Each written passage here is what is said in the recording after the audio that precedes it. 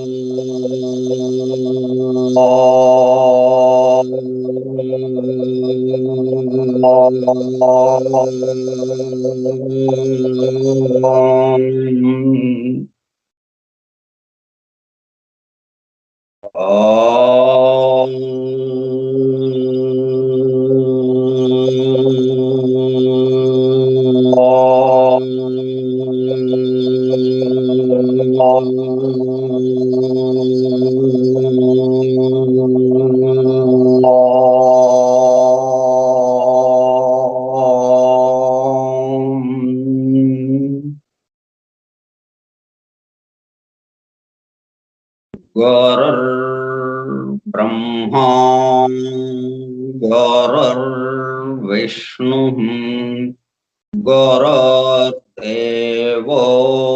మహేశ్వరః గురుః సాక్షాత్ పరం బ్రహ్మ శ్రీ గురవే నమః. అసం వసిష్ఠనప్తాహి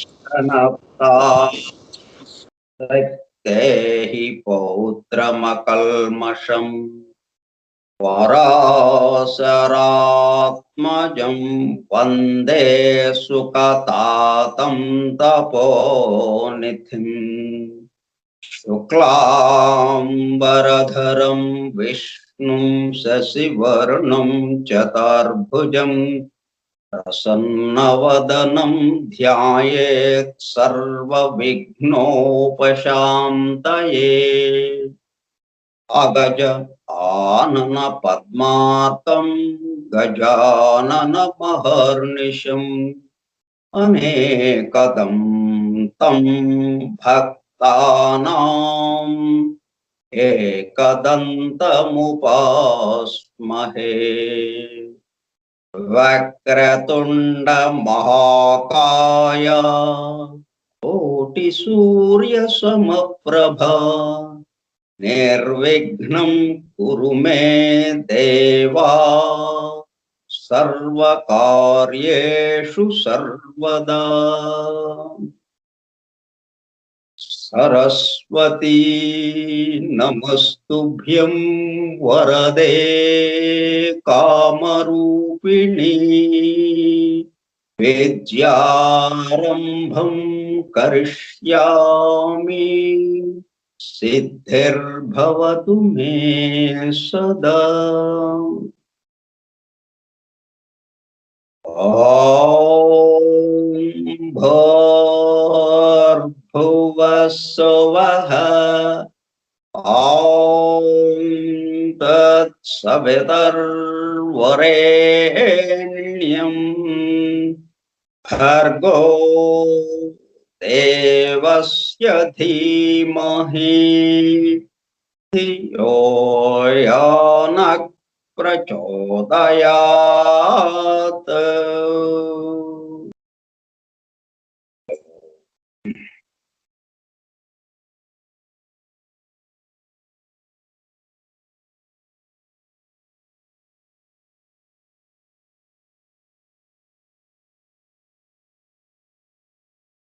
వాసుదేవ.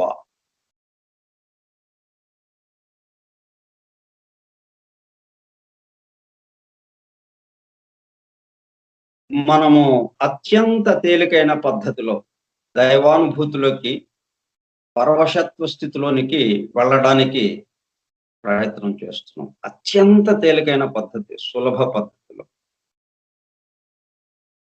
ఆయనను స్మరిస్తున్నాం, అనుభూతిలోకి వెళుతున్నాం. శ్రీపాద శ్రీవల్లభ చరితామృతం గ్రంథ పఠనము కార్యక్రమము 16వ రోజు 6/7/2021 మంగళవారము సాయంత్రం 4:30 గంటలు. శ్రీపాదుల వారి సన్నిధి నుండి శ్రీ స్వామి వారి అనుగ్రహ ప్రసాద పారాయణ గ్రంథం శ్రీపాద శ్రీవల్లభ చరితామృతం.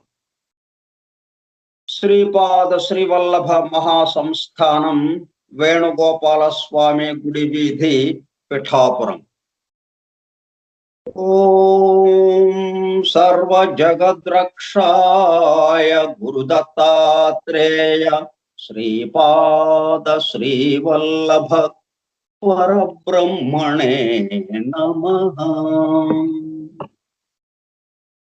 మూల సంస్కృత గ్రంథ రచయిత శ్రీమాన్ శంకర భట్టు గారు కర్ణాటక దేశస్థులు, శ్రీపాదుల వారి సమకాలికులు. తెలుగు ప్రతిని సంస్థానమునకు సమర్పించిన వారు శ్రీ మల్లాది గోవింద దీక్షితులు గారు, భీమవరం. శ్రీపాద వల్లభ స్తోత్రం. శ్రీపాద వల్లభ గురో వదనారవిందం వైరాగ్య దీప్తి పరమోజ్వలమద్వితీయం మందస్మితం సుమధురం కరుణార్ద్రనేత్రం సంసారతాపహరణం సతతం స్మరామి. శ్రీపాదవల్లభ గురోః కరకల్పవృక్షం భక్తేష్టదాన నిరతం రిపు సంక్షయం వై సంస్మరణమాత్ర చితి జాగరణం సుభద్రం సంసార భీతి జన శమనం సతతం భజామి. శ్రీపాదవల్లభ గురోః పరమేశ్వరస్య యోగీశ్వరస్య శివశక్తి సమన్వితస్య శ్రీపర్వతస్య శిఖరం ఖలు సన్నివిష్టం త్రైలోక్య పావన పదాబ్జం అహం నమామి. త్రైలోక్య పావన పదాబ్జం అహం నమామి. త్రైలోక్య పావన పదాబ్జం అహం నమామి. ఈ చివరి పాదం చదివేటప్పుడు మనం ఆయన యొక్క పాదాలు మన కనుల ముందు దృశ్యమానంగా పెట్టుకుని దర్శిస్తూ ఆయన పాదములను, ఆయన పాదాలకు మనం నమస్కారం చేస్తున్నట్టుగా భావన చేద్దాం. త్రైలోక్య పావన పదాబ్జం అహం నమామి. త్రైలోక్య పావన పదాబ్జం అహం నమామి. దిగంబరా దిగంబరా శ్రీపాదవల్లభ దిగంబరా దిగంబరా దిగంబరా శ్రీపాదవల్లభ దిగంబరా దిగంబరా దిగంబరా శ్రీపాదవల్లభ దిగంబరా దిగంబరా దిగంబరా శ్రీపాదవల్లభ దిగంబరా దిగంబరా దిగంబరా శ్రీపాదవల్లభ దిగంబరా దిగంబరా దిగంబరా శ్రీపాదవల్లభ దిగంబరా దిగంబరా దిగంబరా శ్రీపాదవల్లభ దిగంబరా దిగంబరా దిగంబరా శ్రీపాదవల్లభ దిగంబరా.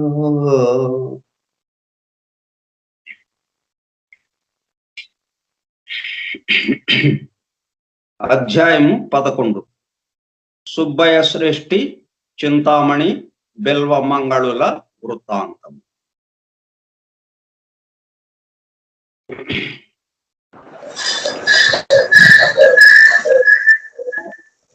తెలిసే ఉంటుంది అందరికీ కూడా, చూడడం కానీ వినడం కానీ ఏదో సందర్భంలో.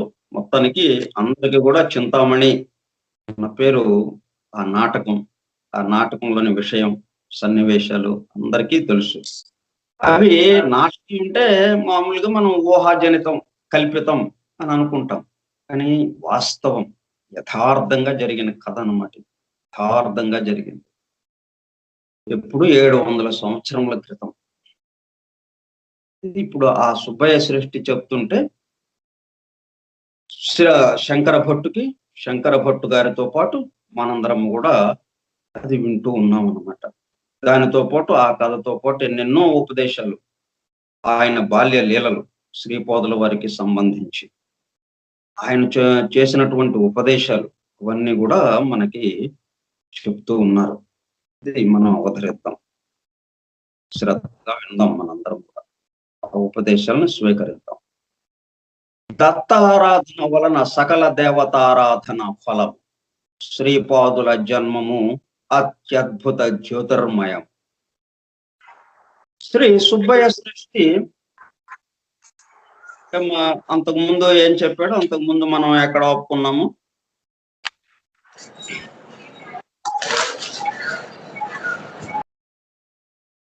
అంటే అంతకుముందు మనం చెప్పుకుంది, ఈ రాత్రంతయును మనము శ్రీపాద శ్రీవల్లభుల దివ్య నామమును సంకీర్తనము చేయుదు. అట్లా దివ్య సంకీర్తన చేస్తూ మరలా ఈ రోజున ఆయనకి సంబంధించిన విషయాలు, మనం శ్రీపాదుల వారికి సంబంధించిన విషయాలు తెలుసుకుంటున్నాం. శ్రీ సుబ్బయ్య శ్రేష్ఠి మరునాడు ఈ విధముగా సెలవిచ్చాను.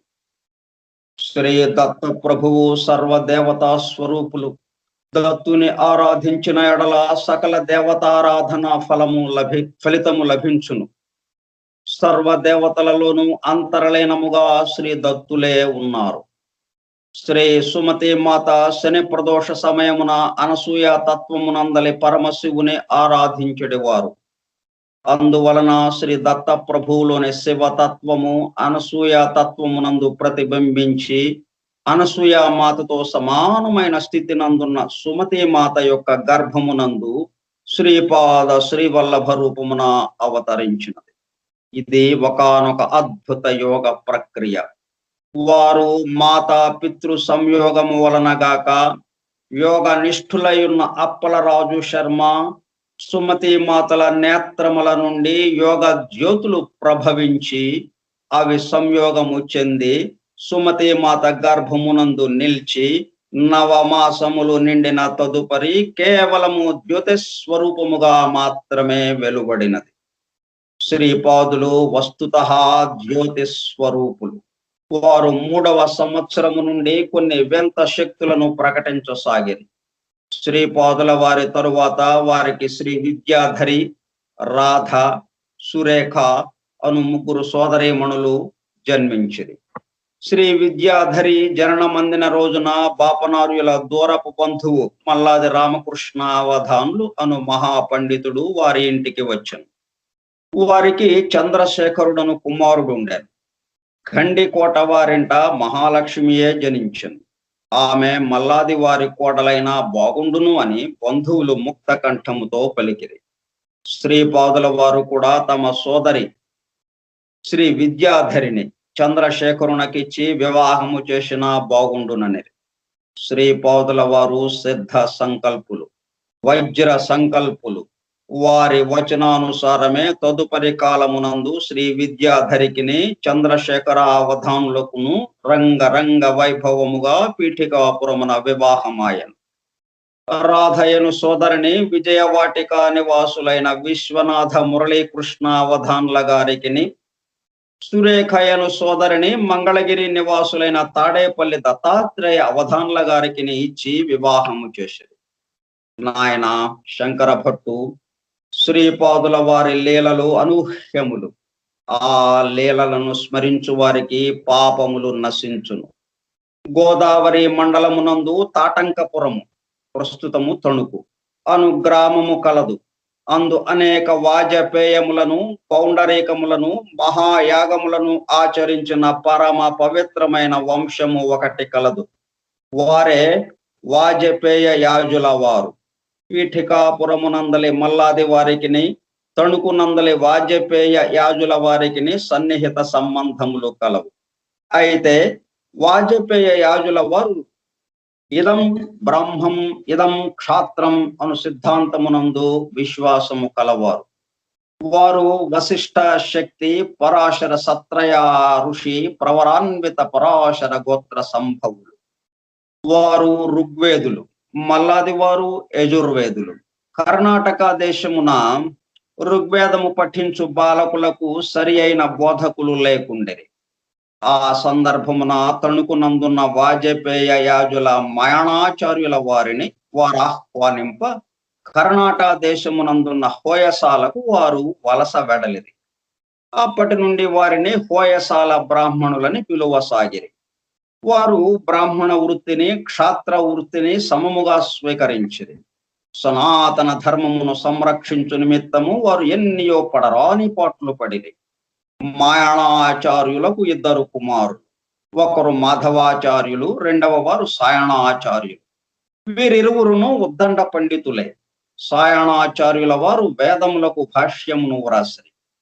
మాధవాచార్యులు మహాలక్ష్మి అనుగ్రహమునకై తీవ్ర తపమాచరించిరి. మహాలక్ష్మి ప్రసన్నము కాగా వారు తమకు విశేషమైన లక్ష్మీ కటాక్షము కావాలననిరి. అంతట శ్రీదేవి, నాయన, అది నీకు ప్రస్తుత జన్మమున సాధ్యము కాదు అనెను. వారు వెంటనే, అమ్మా, నేను సన్యసించుచున్నాను, నాకు ఇప్పుడు రెండవ జన్మయే కదా అనిరి. శ్రీదేవి అనుగ్రహించెను. వారు లోహమును ముట్టుకున్నది బంగారముగా మారుచుండెడిది. వారే విద్యారణ్య మహర్షులు. వారిని శ్రీపాదుల వారు అనుగ్రహించిరి. వారికి మూడవ తరముగా సన్యాసాశ్రమ పరంపరలో శ్రీకృష్ణ సరస్వతిగా జన్మించున్నది వారే. శ్రీపాదులు భవిష్యత్తులో నృసింహ సరస్వతిగా అవతరించున్నప్పుడు వారికి శ్రీకృష్ణ సరస్వతి సన్యాసాశ్రమ గురువులుగా నుందురు. వారికి భోగములయందు కాంక్ష నశింపలేదు గనుక తదుపరి శతాబ్దములలో సాయణాచార్యుల వంశంలో గోవింద దీక్షితులుగా జన్మించి తంజావూరు ప్రభువులకు మహామంత్రి అయి రాజర్షిగా వేనోళ్ళ కొనియాడబడెదరు. ఇది అంతయును భవిష్యవాణి. ఇది శ్రీపాదుల వారే స్వయముగా నిర్ణయించిన విధి విధానము. వారు సత్య సంకల్పులు కనుక విధిగా ఈ భవిష్యద్వాణి జరిగి తీరును. అనేక దేవతారాధనలు చేయునప్పుడు ఆయా దేవతలలో దత్త ప్రభువు చైతన్యము ప్రతిబింబించి నూతన చైతన్యముగా మార్పు నొంది సాధకుల అభిష్టములను నెరవేర్చును. దత్త ప్రభువునే ఆశ్రయించినచో ఏ దేవతాంశము వలన ఎంత మేరకు ఏ పని నిర్వర్తింపబడవలెనో దత్త ప్రభువే నిర్ణయించి కంటికి రెప్పవలే కాపాడుదు. ధ్రువుడు కఠోర తపమాచరించను. అతనికి శ్రీ మహావిష్ణువు తన అపారమైన అనంతమైన పితృవాత్సల్యమును పంచి ఇచ్చెను. శ్రీ దత్త ప్రభువు సగుణ తత్వమునకు, నిర్గుణ తత్వమునకు అతీతమును ఆధారమును అయిన పరమతత్వము, అది ఏ చరమతత్వము, అది ఏ ఆదితత్వము, అది ఏ ఆద్యంతరహిత తత్వమును దత్త తత్వముకు కేవలము అనుభవపూర్వకముగా తెలుసుకొనవలనే గాని అది ఈ విధముగా ఉండునని మనము తర్క బుద్ధితో యోచించుట కేవలము నిష్ఫలము. ఒక పని జరుగుటకు గాని, జరుగకుండుటకు గాని, వేరొక విధముగా జరుగుటకు గాని గల సర్వ సామర్థ్యమే శ్రీపాద శ్రీవల్లభ అవతార రహస్యము. ఒక పని జరుగుటకు గాని, జరగకుండుటకు గాని, వేరొక విధముగా జరుగుటకు గాని గల సర్వ సామర్థ్యమే శ్రీపాద శ్రీవల్లభ అవతార రహస్యము. శ్రీపాద తత్వము. తాను స్వయముగా దత్తాత్రేయుడనని వచించిన శ్రీపాదులు తమ ఇంట నుండి కాలాగ్ని శమన దత్తుని ఆరాధించువారు. ఒక పర్యాయము బాపనార్యులు ఈ విషయమున మదనపడి శ్రీపాదుల వారినే,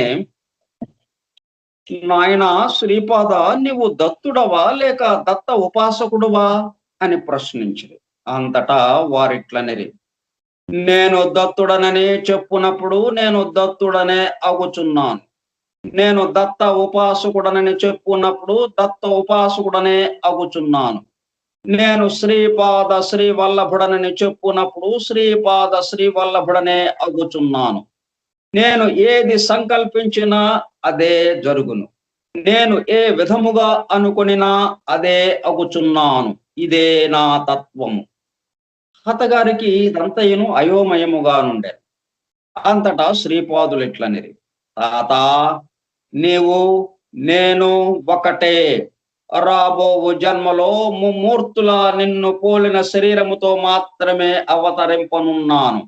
నీలో సన్యాసాశ్రమము స్వీకరించవలననటి కోరిక ప్రబలముగా ఉన్నది.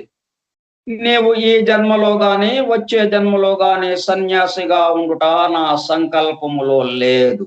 ముమ్మూర్తుల నీ రూపములో అవతరించి నీ కర్మబంధములను వాసన విశేషములను ధ్వంసము చేయదలచినాను అని గోముగా తాతగారి భ్రూమధ్యమును తాకెను. అది కూటస్థ చైతన్యమునకు ఆవాసము. వారు కొద్ది క్షణముల పాటు హిమాలయములలో నిశ్చల తపో సమాధిలోనున్న బాబాజీని చూచిరి. వారు కొంతసేపటికి ప్రయాగ మహాక్షేత్రంలోని త్రివేణిలో స్నానము చేయుటను గాంచిరి. ఆ తదుపరి శ్రీపాద వల్లభ రూపమును గాంచిరి.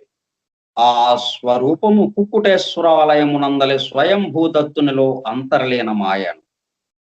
దానిలో నుండి అవధూత స్వరూపము వెడలను. తన కుమార్తెయగు అఖండ లక్ష్మీ సౌభాగ్యవతి సుమతి మహారాణి ఆ అవధూతకు భిక్షనిచ్చుటను గాంచిరి. ఆ అవధూత స్వరూపమే శ్రీపాద వల్లభ రూపమును పొంది సుమతి మహారాణి ఒడిలో పసిబిడ్డగా నుండుటను చూచిరి. ఆమె ఒడి నుంచి విడివడి 16 సంవత్సరముల యువకుడుగా మారుటను గమనించిరి.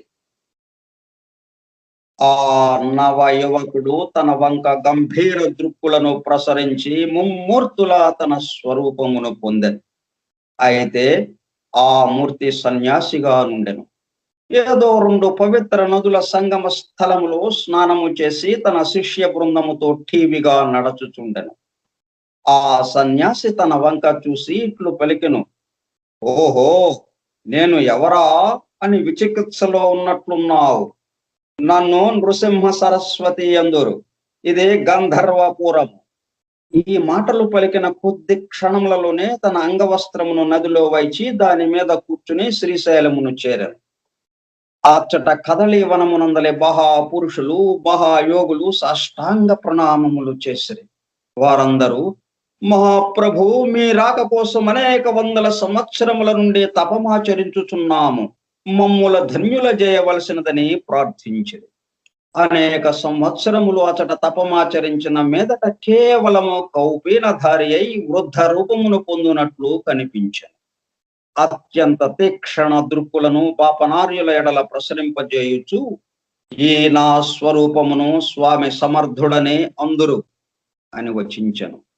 కొంతసేపటికి శరీర త్యాగము చేసి తన ప్రాణశక్తిని ఒకానొక వటవృక్షమునందును తన దివ్యాత్మను శ్రీశైలమునందలి మల్లికార్జున శివలింగమునందును విలీనము కావించునట్లు గాంచెను.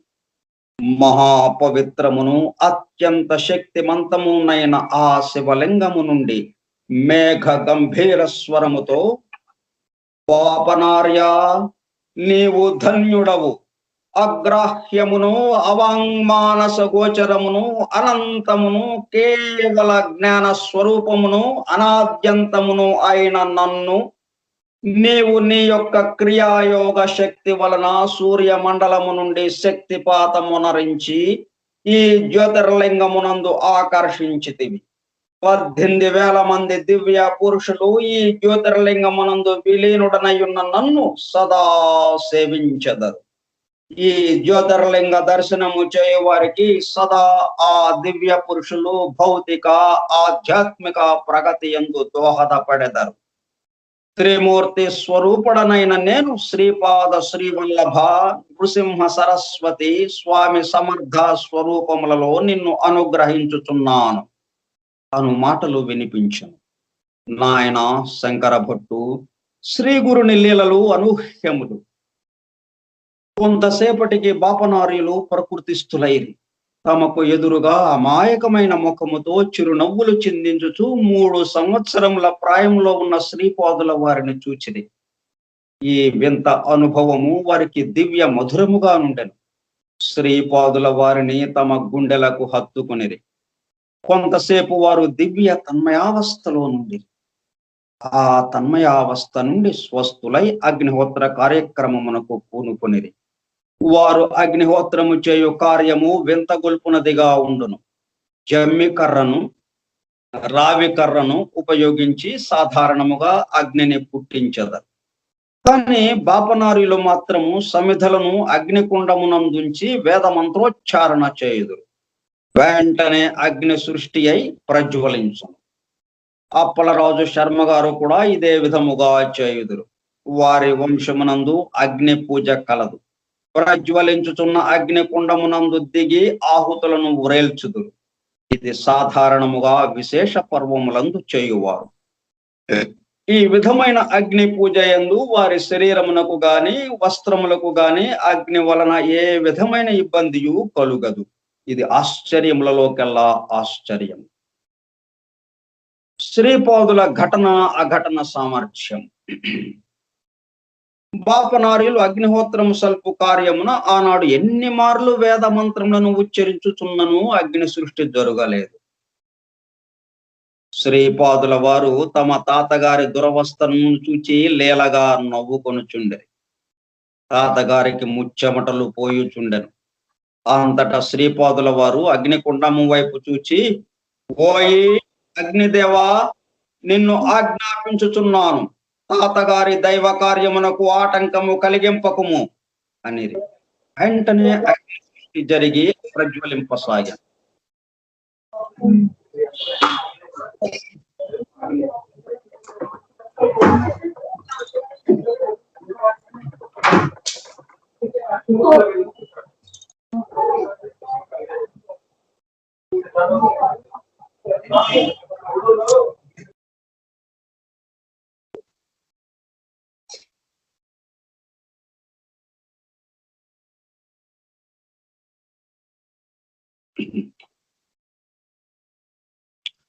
శ్రీపాదుల వారు తాతగారి కలశమునందల నీటిని గైకొని అగ్నికుండంలో పోసను. అగ్ని ఆరిపోవుటకు బదులు మరింతగా ప్రజ్వలింపసాగి. తాతగారు ఈ వింతను చూచి మరింత ఆశ్చర్యపోయారు. శ్రీపాదుల వారిట్లనిరి, తాత, నా ఈ అవతరణమునకు నీవును పైండ వెంకటప్పయ్య శ్రేష్ఠియును నరసింహవర్మయును కారకులు. అందువలన నీవు కాని మా నాయన గాని పైండ వెంకటప్పయ్య శ్రేష్ఠి నుండి గాని నరసింహవర్మ నుండి గాని ధన సహాయము గాని ధనేతర సహాయము గాని స్వీకరించిన అది దానము క్రింద లెక్కకు రాదు. ఆ రకముగా సహాయమును స్వీకరించకపోవుట దైవ ద్రోహము కూడా కాగలదు. అటువంటి సహాయమును పరమేశ్వరానుగ్రహముగా భావింపవలెను. నాకు జన్మనిచ్చిన మాతృమూర్తి సుమతి మహారాణి మల్లాది వారికే కాదు, పైండా వారి వత్సవాయ వారి కుటుంబమునకు కూడా ఆడపడుచుగా భావింపబడవలెను. ఇది నా శాసనము అనిరి. శ్రీపాదులు ఈ మాటలను పలుకు సమయమున అప్పలరాజు శర్మయును సుమతి మహారాణియును అచ్చటనే ఉండిరి. వెంకటప్పయ్య శ్రేష్ఠియును నరసింహవర్మయును యాదృచ్ఛికముగా అచ్చటనే ఉండిరి. శ్రీపాదుల వారిట్లనిరి, నా సంకల్పము లేనిదే బాపనార్యుల వంటి మహా తపస్వి కూడా అగ్ని సృష్టి కావింపలేడు. మా నాయన కూడా అగ్నిగుండమునందు దిగిన ఎడల అగ్నిహోత్రుడు తన ప్రతాపమును చూపించి తీరును. నా సంకల్పమునందు మార్పు జరిగినచో పైండ వెంకటప్పయ్య శ్రేష్ఠి నిరుపేదగా మారిపోవును. కోట్ల కొలది భూములున్న నరసింహవర్మ నిలువ నీడలేని వాడగును. మీరందరూ నా సంకల్పమును అనుసరించియే ఆయా స్థితులలోనున్నారు. నేను బిచ్చమెత్తుకుని వానిని మహారాజుగా చేయగలను. మహారాజును బెచ్చగానిగా మార్చగలను. నన్ను ఆశ్రయించిన నా భక్తునికి వాడు ఏది కోరినా ఇవ్వగలను. అయితే ఇచ్చుటకు ముందు అంతటి ఉన్నత శక్తిని ఆ భక్తుడు నిలుపుకొనగలడా? తన శక్తి సామర్థ్యములను లోకోపకారము కొరకు ఉపయోగించునా లేదా అని వారిని పరీక్షింతును. అయితే ఇచ్చుటకు ముందు అంతటి ఉన్నత శక్తిని ఆ భక్తుడు నిలుపుకొనగలడా? తన శక్తి సామర్థ్యములను లోకోపకారము కొరకు ఉపయోగించునా లేదా అని వారిని పరీక్షింతును. నాకు అవసరమని తోచినప్పుడు మన్నును మిన్నుగాను మిన్నును మన్నుగాను మార్చివేయగలను. పాపనార్యులు కృతయుగములో లాభాద మహర్షిగా ఉండగా వారికి మంగళ మహర్షి అను శిష్యుడొకడు ఉండేవాడు. మంగళ మహర్షి దర్భలు కోయుచుండగా పొరపాటున చేతికి గాయమై రక్తము స్రవించెను. ఆ రక్తము గడ్డ కట్టి సుగంధ భరితమైన విభూతిగా మారెను. ఆహా, నేను ఎంతటి గొప్ప సిద్ధిని పొందితిని అని మనసులో వానికి గర్వము కలిగెను. అంతటా పరమశివుడు ప్రత్యక్షమై తన చేతిని లీలగా కదిలించెను. హిమగిరుల నుండి మంచు పెళ్లలు విరిగి పడునట్లు చెప్పలేనంతటి విభూతి వర్షించెను. పరమశివుడిట్లనియే త్రేతాయుగములో భరద్వాజుడు పీఠికాపురములో సవిత్రు కాఠక చయనము చేయును. ఆ మహాచయనమునందు పేరు కొనిన విభూతిలోని లవలేశమును నీకు చూపించితిని. అంతట మంగళ మహర్షి గర్వము తొలగిపోయాను. శ్రోతలందరూ అవాక్కై శ్రీపాదుల వారు చెప్పున్నది వినుచుండిది. శ్రీపాదులు ఇట్లనిది: ఈ పీఠికాపుర అగ్రహారములో అడుగు పెట్టుట ఎన్నో జన్మల పుణ్య ఫలం. నా ఈ అవతరణము సమయంలో మీరు నాతో నుండుట చెప్పరానంతటి విశేషము. నా శక్తి అనుభవంలోనికి రావాలనన్నా మొదట నీవు తీవ్ర సాధకుడవు కావాలను. అప్పుడు మాత్రమే నా శక్తి, కరుణ, వాత్సల్యము, రక్షణ, పాప విమోచనము నీకు అనుభవములోనికి వచ్చును. నా జన్మభూమి అయిన ఈ బాపనార్యుల ఇంట నా పాదుకలు ప్రతిష్ఠింపబడును. నేను పీఠికాపురమున ఉదయ వేళలో అమ్మ సుమతి ఒడిలో నుండి పాలను త్రాగేదను. మధ్యాహ్న సమయంలో పీఠికాపురమున అమ్మ సుమతి నాకు గోరు ముద్దలు చేసి అన్నము తినిపించును. రాత్రి సమయమున పీఠికాపురమున అమ్మ సుమతి ఒడిలో నుండి గోధుమతో చేసిన హల్వా తిందును. నేను పీఠికాపురమునందు ఉన్నట్లే గంధర్వపురమున నృసింహ సరస్వతి రూపమున ఉందును. మధ్యాహ్న సమయమునందు ఖచ్చితంగా గంధర్వపురమున భిక్ష చేసేదను. అంతర్నేత్ర దృష్టి కలవారలకు ఇవి స్పష్టముగా గోచరించును. మహాపురుషులు, మహాయోగులు, అన్ని దేశముల వారు చీమల పుట్టల వలె లక్షల సంఖ్యలో నా దర్శనార్థము నా దర్బారునకు వచ్చెదరు. వారు దత్త దిగంబరా, దత్త దిగంబరా, శ్రీపాద వల్లభ దత్త దిగంబరా, నృసింహ సరస్వతి దత్త దిగంబరా ఎలుచు తన్మయత్వంతో నృత్యము చేసెదరు. నేను కాల పురుషునకు అనుమతి ఇచ్చిన తక్షణమే కాగల కార్యములు క్షణంలో నెరవేరును. నా పేరిట మహా సంస్థానం ఒకటి ఏర్పడును. నా ప్రభావము అతిశయించిన కొలదిని ఈ పీఠికాపుర క్షేత్రములో కోష్పాదమంత భూమి కూడా క్రయం పొందుటకు అవకాశము లేకుండును.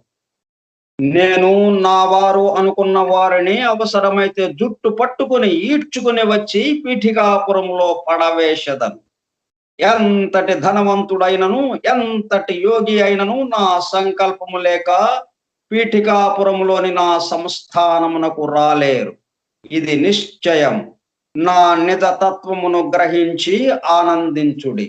ఈ తరుణము మరి రాదు.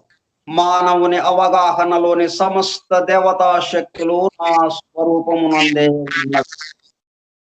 నాకు ఎవరైనా దక్షిణ సమర్పించినా నేను దానిని 100 అంతలు చేసి తరుణమాసన్నమైనప్పుడు వారికి అనుగ్రహింతును.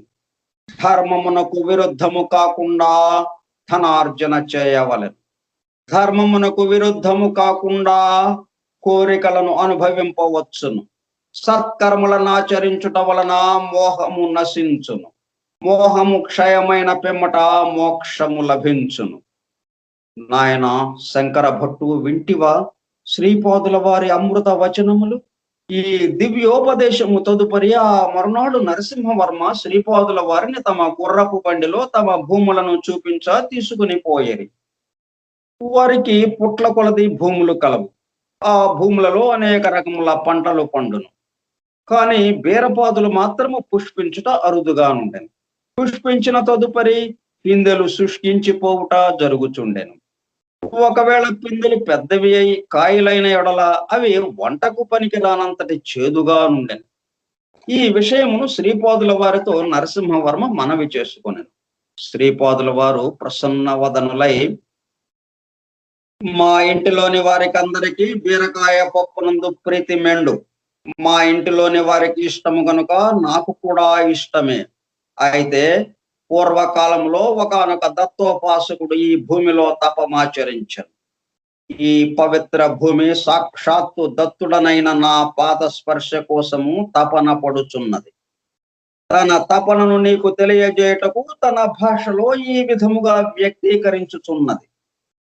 తన తపనను నీకు తెలియజేయుటకు తన భాషలో ఈ విధముగా వ్యక్తీకరించుచున్నది. తప్పక ఈ నేల తల్లి కోరికను తీర్చెదను.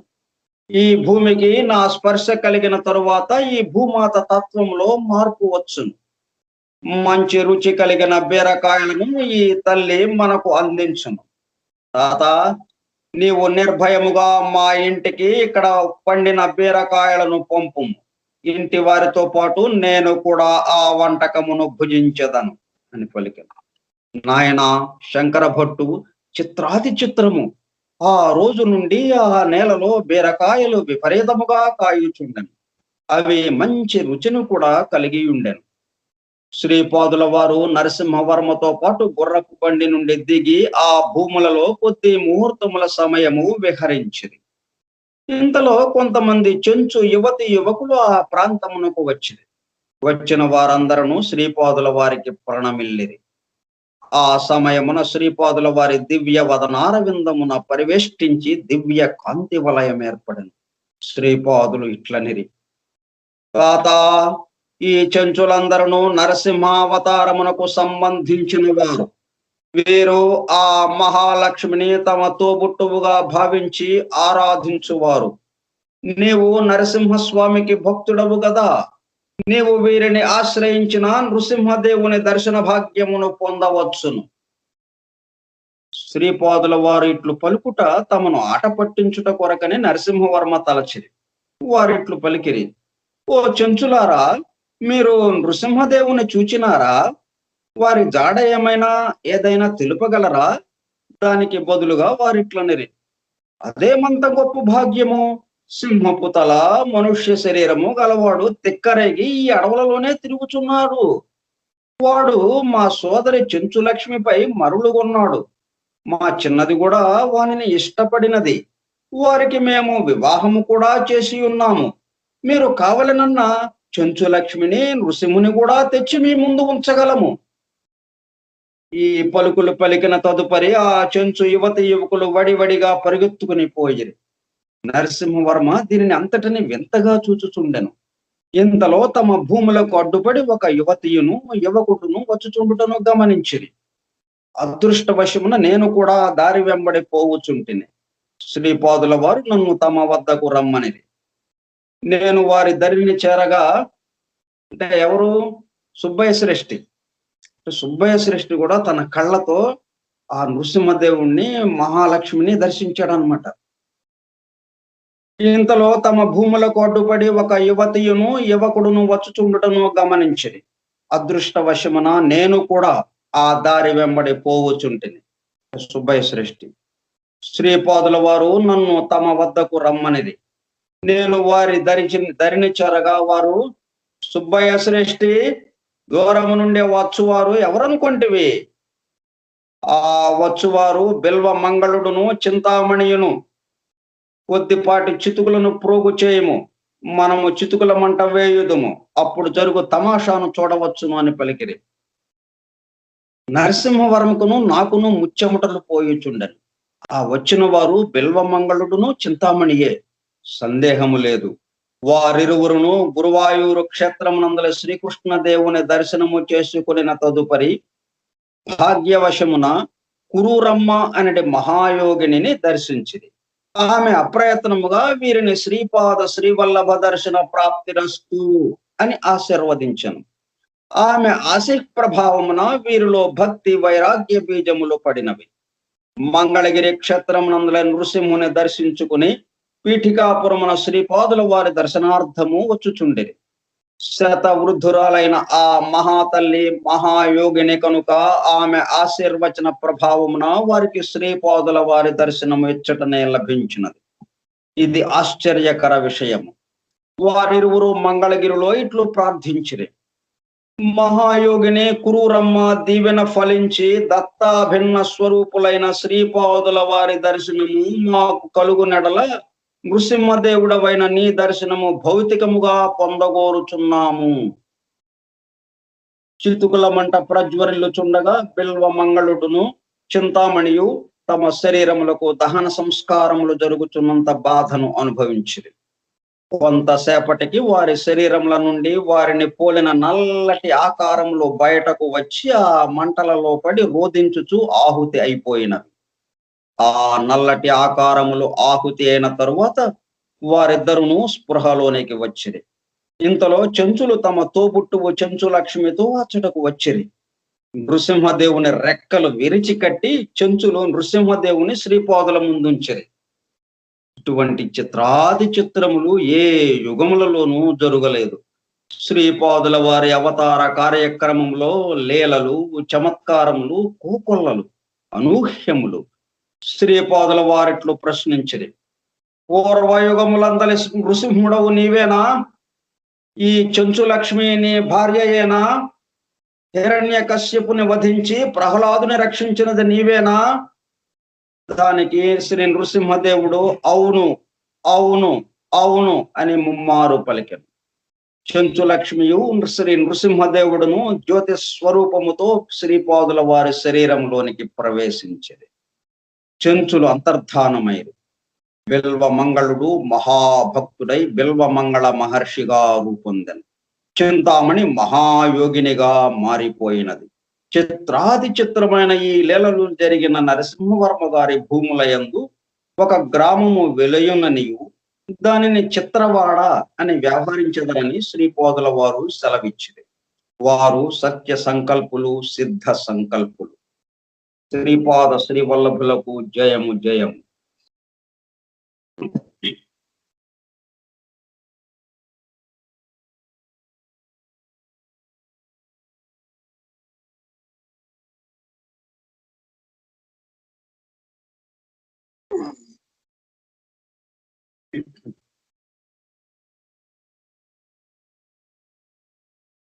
అధ్యాయము 12.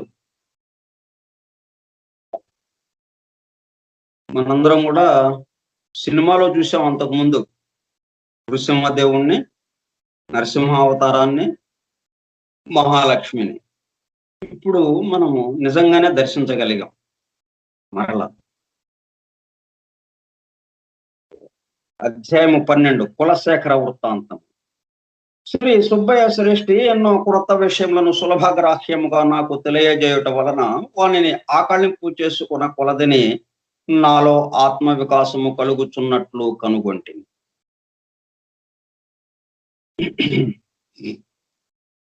సుబ్బయ్య శ్రేష్ఠి ఇట్లు చెప్పనారంభించను: శ్రీపాద శ్రీవల్లభుల వారు సాక్షాత్తు వెంకటేశ్వర స్వామియే. కలియుగాంతమున శ్రీపాద శ్రీవల్లభుల వారే కల్కి అవతారముగా వచ్చువారు. సాధారణముగా బ్రాహ్మణులు కలియుగము 4,32,000 సంవత్సరములని చెప్పెదరు. కానీ సాంద్ర సింధు వేదమును అనుసరించి కలియుగములో 5,000 సంవత్సరముల కాలము దాటిన తదుపరి సామాన్య ప్రళయము జరిగి కలియుగములో సత్యయుగము స్థాపించబడును. నా ఆశ్చర్యమునకు అంతులేదు. నేను బ్రాహ్మణుల నుండి విన్న విషయములకు శ్రేష్ఠి చెప్పునది వ్యతిరేక్తముగా నుండేది. శ్వాసకు ఆయుష్నకు గల సంబంధము. నాయన శంకర భట్టు కలియుగములోనే కలి అంతర్దశ 5000 సంవత్సరములకు అంతమగు. ఆ తదుపరి కొంతకాలము సంధికాలము.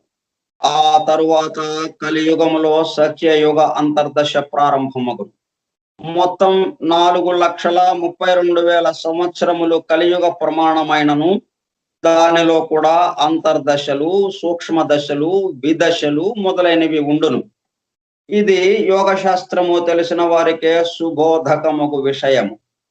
బ్రహ్మదేవుడు ఒకనికి 120 సంవత్సరముల ఆయుర్దాయమును నిర్ణయించననుకొను.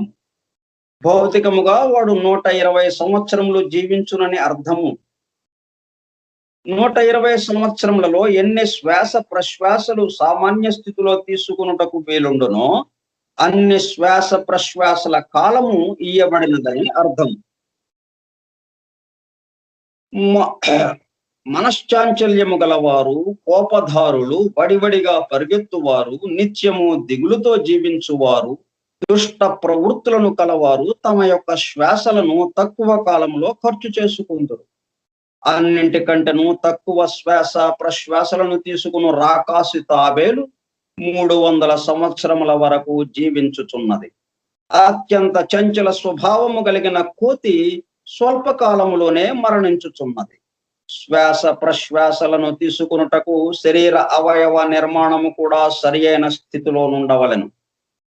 యోగులు గాలిని కుంభించి శ్వాస శరీరాంతర్భాగములందే నడయాడునట్లు చేసేదారు. దీని వలన ఎన్నో శ్వాసలు మిగిలిపోయి వారు ఎక్కువ కాలము జీవించుచున్నారు. మనిషి శరీరములోని జీవాణువులు పరిణామ క్రమమునకు లోనగుచున్నవి. శ్రీపాద చరితామృత పారాయణ ఫలితం. 10 వర్షముల క్రిందటి శరీర భాగములు ఈనాటి శరీర భాగములు కావు. పాత జీవాణువుల స్థానంలో క్రొత్త జీవాణువులు పుట్టుచున్నవి. క్రొత్త శరీర భాగములు పుట్టుచున్నవి. అదే విధముగా ప్రాణశక్తి కూడా అనేక మార్పులకు లోనగుచున్నది. జీవనదాయకమైన క్రొత్త ప్రాణశక్తి పుట్టుచుండును. జబ్బు పడిన పాత ప్రాణశక్తి నశించుచుండును. అదే విధముగా మానసిక శక్తి కూడా అనేక మార్పులను పొందుచున్నది. పాత భావములు మారిపోయి నశించి కొత్త భావములు పుట్టుచున్నవి. నవీనముగా జన్మించిన మానసిక పదార్థము దైవ శక్తిని, దైవ కృపను ఆకర్షించు సామర్థ్యమును కలిగి ఉన్నది. తద్వారా మనస్సు పరిశుద్ధమై, ప్రాణము పరిశుద్ధమై, తద్వారా శరీరము కూడా పరిశుద్ధమగుచున్నది.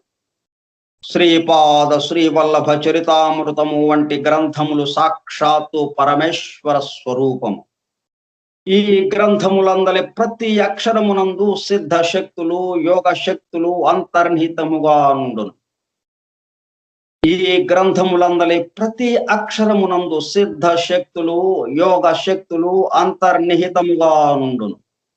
అటువంటి గ్రంథములను మానసికముగా గాని, వాచికముగా గాని, లేదా మనస్సు వాక్కు రెండింటి యందు సమన్వయము కలిగి గాని పఠించిన ఎడల శ్రీపాదుల వారి దివ్య మానస చైతన్యము అటు ఆకర్షించబడును. గ్రంథ పారాయణము చేయు భక్తుల శారీరక, ప్రాణ, మానసిక రుగ్మతలు, బాధలు, కష్టములకు సంబంధించిన సమస్త స్పందనలను శ్రీపాదుల వారి మానసిక చైతన్యమునందు చేరును. అచ్చట అవి పరిశుద్ధతను పొంది దివ్యానుగ్రహ పూరితమైన స్పందనలతో తిరిగి సాధకుని చేరును. అటువంటి పరిస్థితిలో సాధకునకు ఇహపర సుఖములు కలుగుచున్నవి. సత్పురుషులకు అన్నదానము చేసిన కలిగేటి ఫలం. గ్రంథ పారాయణానంతరము కనీసము 11 మంది సత్పురుషులకు భోజనము పెట్టుట గాని, లేదా దానికి సమానమైన ద్రవ్యమును ఏదేని దత్తక్షేత్రములందు వినియోగించబడినట్లు చేసిన గాని పారాయణ ఫలము సంపూర్తిగా లభింపదు. సత్పురుషులకు భోజనము పెట్టుట వలన సాధకునికి ఆయుర్దాయము లభించును. అనగా సాధకునకు మరికొన్ని సంవత్సరములకు సరిపడా అన్న రాశి అవ్యక్తమునందు ఉద్భవించుచున్నది. అంతేకాకుండా వారు సంతుష్టులైనప్పుడు శాంతి, పుష్టి, తుష్టి, ఐశ్వర్యము మొదలైన వాటికి సంబంధించిన భోగ, యోగ స్పందనలు అవ్యక్తమునందు ఉద్భవించును. కాలాంతరములో అవ్యక్తమునందలి బీజములు వ్యక్త స్థితిలో అంకురములై మహావృక్షములై విరాజిల్లుచున్నవి.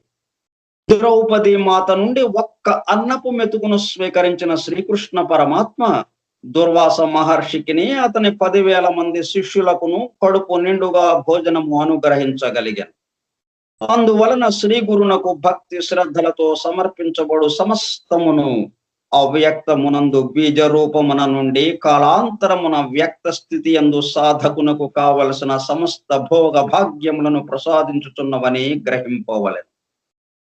ఒకసారి శ్రీకృష్ణుడును సుధాముడును దర్భలను కోసుకుని నిమిత్తము అడవికి పోయేరి. శ్రీకృష్ణుడు అలసిపోయిన కారణమున సుధాముని ఒడిలో విశ్రమించెను. శ్రీకృష్ణునకు చెప్పకుండా సుధాముడు ఆశ్రమము నుండి తెచ్చుకున్న అటుకులను తినుచుండెను. కపట నిద్రపోవచ్చున్న శ్రీకృష్ణుడు నిద్ర మేల్కాంచినట్లు నటించి, సుధామా, ఆకలి ఎగుచున్నది. ఇంటి వద్ద నుండి వచ్చినప్పుడు గురుపత్ని బిడ్డల ఆకలిని పోపుటకు ఏమైనా ఆహార పదార్థములను ఇచ్చినదా అని అడిగాను. సుధాముడు లేదనెను. నీవు ఏదో నములుచున్నట్లు తోచుచున్నదే అనేను. ఏమీనూ లేదు, విష్ణు సహస్రనామమును చదువుకునుచున్నాను అనేను. ఓహో, అలాగునా? మన ఇద్దరికి అమ్మగారు అటుకులను తినుటకి ఇచ్చిరనియు నాకు పెట్టకుండా నీవు ఒక్కడవే తినుచున్నట్లునో కల వచ్చినది అని అనెను. అంతటి సుధాముడు, శ్రీకృష్ణ, అలసియుంటివి కదా, అందులోనూ పగటి వేళ, ఈ వేళలో వచ్చు కలలకు ఫలితం ఉండదని శాస్త్రము చెప్పుచున్నది అనెను. శ్రీకృష్ణుడు నవ్వి ఊరుకునెను. కాలాంతరమున సుధాముడు కుచేలుడై పరమ నిర్భాగ్యుడయ్యను. తన వెతలను బాపుమని ఎన్నో మార్లు విష్ణు సహస్రనామమును పఠించను. ఆఖరికి శ్రీకృష్ణునికి అనుగ్రహము కలిగినది. కుచేలును నుండి అటుకులను స్వీకరించి వానికి విశేషమైన ఐశ్వర్యమును ప్రసాదించను. తాను అలసిపోయినప్పుడు కుచేలుడు ఒడిలో తలపెట్టుకుని నిచ్చిన కారణముననే తాను అలసిపోయినప్పుడు కుచేలుడు ఒడిలో తల పెట్టుకొననిచ్చిన కారణముననే శ్రీకృష్ణుడు కుచేలుని హంసతూలిక తల్పముపై పొరుండబెట్టి పాదసేవ చేశాను. కర్మసూత్రము ఎంత నిగూఢముగా పనిచేయునో ప్రభువు దీనిలో సూచించను. మల్ల యుద్ధ ప్రవీణునకు గర్వభంగం. శ్రీపాదుల వారు 4 సంవత్సరముల బాలుడై ఉండగా పీఠికాపురమునకు వర్మకళ అను ఒక మర్మకళను తెలిసిన మలయాళ దేశీయుడు ఒకడు వచ్చాను. వాని పేరు కులశేఖరుడు.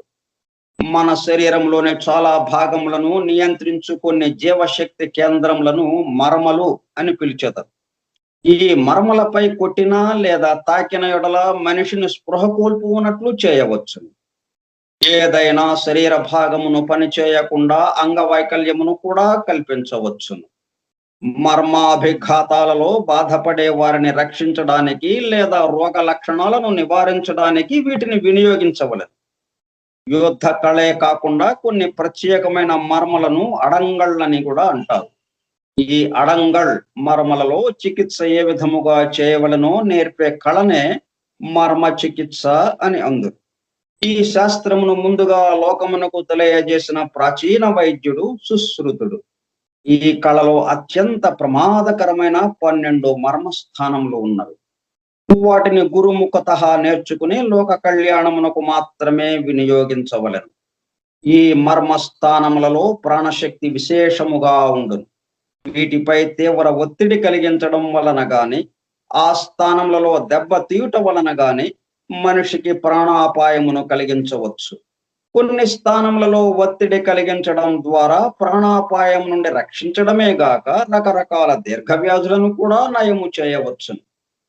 కులశేఖరుడు 7 కొండల వాని భక్తుడు. అతడు ప్రతి రాజ్యంలోని మల్లయోధులను జయించుచు జయ పతాకములను గైకొనుచు కాలకర్మ వశమున పీఠికాపురమునకు వచ్చాను. పీఠికాపురంలో కూడా మల్లయోధులు ఉన్నారు. వారందరూ సమావేశమై మనము కులశేఖరుని చేతిలో చావు దెబ్బ తినుట ఖాయము, మన ఊరి ప్రతిష్ట కూడా మంటగలిసిపోవును, యోగులకు అనేక విచిత్ర శక్తులుండునని ప్రతీతి. శ్రీపాద శ్రీవల్లభుల వారు దత్తాత్రేయుల వారి అవతారం అని తెలిసిన వారు అనుచున్నారు. కావున మనము ఈ విషమ సమస్య పరిష్కారము కొరకు వారినే శరణు వేడదము అని అనుకునేది. అప్పుడు శ్రీపాదుల వారు నరసింహవర్మ గారి ఇంట నుండి శ్రీ వర్మ గారు శ్రీపాదుల వారికి ప్రత్యేకముగా ఒక వెండి జరీ తలపాగాను తయారు చేయించారు. వారు తమ జమీందారీ భూముల పర్యవేక్షణకు పోవునప్పుడు వెండి జరీ తలపాగాను ధరింపజేసి శ్రీపాదుల వారిని గుర్రపు బండిలో తీసుకుని వెళ్ళుట పరిపాటు. ఒకరోజు తలపాగాను ధరింపజేయబోవు సందర్భంలో శ్రీపాదుల వారు, తాత, మనము మరికొంత సమయం ఆగి వెళ్ళవచ్చును అనేది. ఇంతలోనే పీఠికాపురం మల్ల యోధులు వారి వద్దకు వచ్చిరి. వారు శ్రీపాదుల వారిని శరణుజొచ్చిరి. శ్రీపాదుల వారు వారికి అభయమిచ్చినారు. పీఠికాపురంలో భీముడు అను పేరు గల గూనివాడు ఒకడుండెను. అతడు అష్టవంకరలతో నిండెడువాడు, పైగా దుర్బలుడు. ఏ పని చేయలేకపోయినను వానిని వర్మగారు తన సేవకు వినియోగించుకుని జీతమునిచ్చువారు. భీమునకు శ్రీపాదుల వారి యందు అపారమైన ప్రేమాభిమానములు మరియు మహా అచంచల విశ్వాసం. వాడు తన గుణెను బాగు చేయవలసినదని శ్రీపాదుల వారిని తరచుగా కోరెడివాడు. దానికి శ్రీపాదుల వారు, తగిన సమయము వచ్చినప్పుడు బాగు చేసేదను అని చెప్పేవారు. శ్రీపాదుల వారు మల్లయోధులతో మనకేమి భయము? శ్రీపాదుల వారు, మల్లయోధులతో మనకేమి భయము? మన భీముడున్నాడు, కులశేఖరుని ఎదుర్కొనగలడు. భీముడంతటి వాడు మన అండనుండగా మనకేమి భయము అని అనిరి. దత్త విధానములు చిత్ర విచిత్రములుగా నుండును. కులశేఖరునిపై పోరునకు భీముని ఎంపిక చేయుట పీఠికాపుర వాసులకు ఆశ్చర్యమును కలిగించినది. ఈ దెబ్బతో భీముడు చనిపోవుటైనా జరగవచ్చును, లేదా శ్రీపాదుల వారి దివ్యత్వము వెలుగులోనికి వచ్చును అని కొందరు తలపోసిరి. కుక్కుటేశ్వరాలయ పరిసరములందు మల్ల యుద్ధ ప్రాంగణము ఏర్పాటు చేయబడినది. అనేక మంది అచ్చుటకు ఈ వినోదమును చూచుటకు వచ్చిరి. పోరు ఆరంభమయ్యను. కులశేఖరుడు కొట్టు ప్రతి దెబ్బకును భీముని శరీరము శక్తిమంతమగుచుండెను. భీముని అతడు ఏ ప్రాంతములందు కొట్టుచుండెనో అదే ప్రాంతంలో కులశేఖరునికి దెబ్బలు తగులుచుండెను. కులశేఖరునికి నీరసము వచ్చెను. భీముని గుణె సరిచేయబడుటయేగాక అతడు మంచి బలశాలిగా తయారయ్యను. కులశేఖరుడు శ్రీపాదుల వారి పదాక్రాంతుడయ్యను. శ్రీపాదుల వారు, కులశేఖర, మానవ శరీరంపై మర్మలు 108 వరకు ఉన్నాయి. వాటికి సంబంధించిన సమస్త జ్ఞానమును నీకున్నది. అయితే భీముడు కేవలము నన్నే నమ్ముకొని ఉన్నవాడు. నేనే తన రక్షకుడనను జ్ఞానము వానికున్నది. నీ జ్ఞానము గొప్పదా, వాని జ్ఞానము గొప్పదా? నీవు అహంకారంతో వెర్రవీగితివి. నేను దివ్య వినోదిని, రకరకాల శిక్షలను వేయగల శాసనకర్తను. ఈనాటి నుండి భీమునిలోని సమస్త దుర్బలత్వమును నీకిచ్చుచున్నాను. శరీరమునందు నీరసముతో అన్న వస్త్రములకు లోటు లేకుండా మాత్రము జీవించదవుగాక. భీముడు నీ యొక్క శరీరంలోని ప్రాణశక్తినంతటినీ తీసుకుని దృఢకాయుడైయుండుగాక. నేను ప్రపంచంలోని ప్రతి జీవి కంటెను బలవంతుడను. తిరుపతిలో ఉన్నది ఎవరు? నేను కాదా? సదా నా రక్షణను కోరుచు ఈ మర్మకళను నీవు దుర్వినియోగపరచినావు. కావున నీలోని ఈ మర్మకళను ఉపసంహరించుచున్నాను అని పలికిరి. శ్రీపాదుల వారు క్షణకాలము పాటు కులశేఖరునకు శ్రీ పద్మావతి వెంకటేశ్వరునిగా దర్శనమిచ్చి వానిని కృతార్థుని చేసిరి. శ్రీపాదుల వారి లీలలు దుర్గ్రాహ్యములు, అచింత్యములు. వారి కరుణ పొందుట ఒక్కటే మనకు సరి అయిన మార్గం. వారి కరుణ పొందుట ఒక్కటే మనకు సరి అయిన మార్గం. శ్రీపాద శ్రీవల్లభులకు జయము జయము. ఈ అధ్యాయం కూడా పూర్తయింది. అధ్యాయం 13 రేపు చెప్పుకుందాం.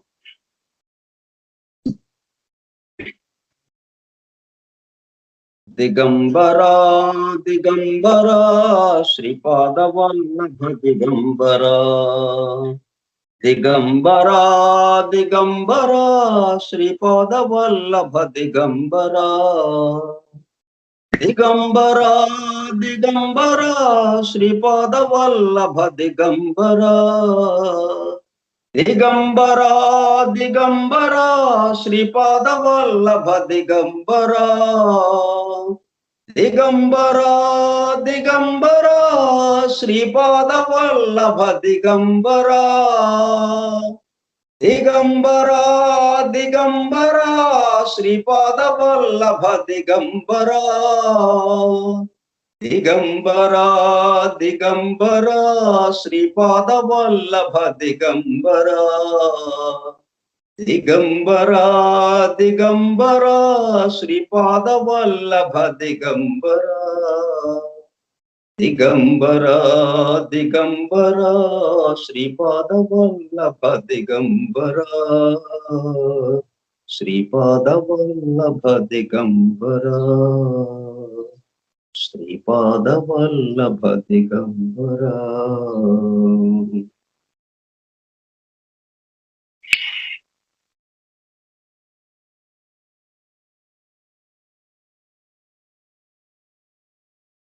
స్వస్తి ప్రజాభ్యః పరిపాలయంతాం న్యాయేణ మార్గేణ మహీం మహిషాః ఓ బ్రాహ్మణేభ్యః శుభమస్తు నిత్యం లోకాః సమస్తాః సుఖినో భవంతు లోకాః సమస్తాః సుఖినో భవంతు లోకాః సమస్తాః సుఖినో భవంతు. ఓం శాంతి శాంతి శాంతి.